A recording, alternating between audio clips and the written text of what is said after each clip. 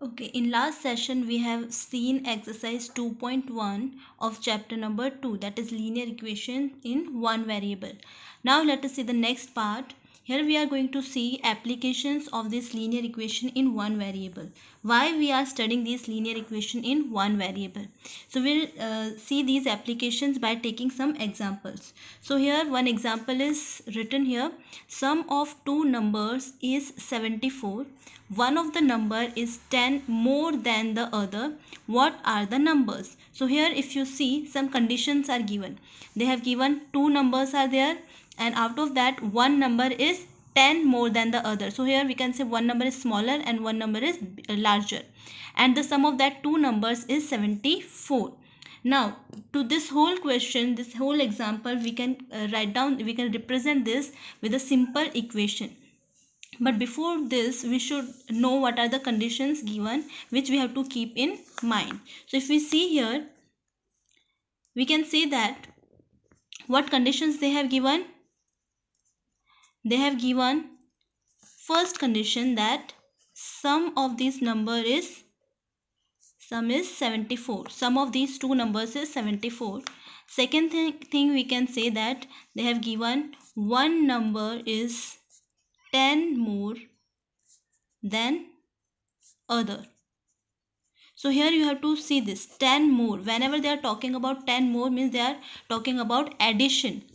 Less means subtraction, more means addition.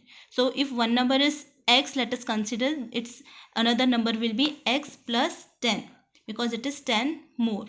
So it means according to the given question, we can say that there are two numbers. Let us consider one number is smaller, another number is bigger number, and their sum is 74. So in this form we can represent this whole question. So now let us see what will come in these boxes. Let us consider this is smaller number and this is larger number. Okay, and sum of these two numbers we are having it is 74, which they have given. So now let us consider the smaller number be x. So let smaller number be x. It means we can say here it is x. So the larger number we can say it will be x plus 10, because that larger number is 10 more than the smaller number. So here we cannot use two variables here, one is x, one is y, because we are looking about linear equation in one variable. So we have taken x, so we have to use x only. We have to write this number according to this variable only by taking variable as x only. So here we can say that the larger number will be x plus 10. So here this is simple equation which is representing this whole statement. So now by solving this equation, we know how to find out the solution of the equation. Now let us solve this equation. So x plus 10 is equals to 74. This is smaller number, this is bigger number. To solve this, first you have to open this bracket. As addition is there, so simply no sign will change.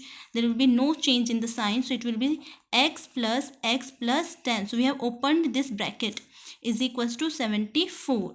Now x plus x, they are like terms, so we can add them. So it will be 1x plus 1x, it will be 2x plus 10 is equals to 74. Next you know how to do. So it will be 2x is equals to 74. By transpose method, this plus 10 will go here and get subtracted. So it will be minus 10. So it will be 2x is equals to 74 minus 10, it is 64. So here this 2 is multiplied, so it will go and divide. So it will be x is equals to 64 upon 2. That is 2 ones are 2, 2 threes are 6, and 2 twos are 4. So we can say that x is equals to 32. Okay, and now what is the larger number? Larger number was,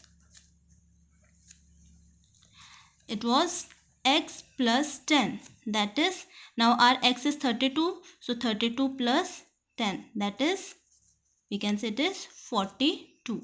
Okay, so now let us check this, whether x plus 10 is equals to 74 or not.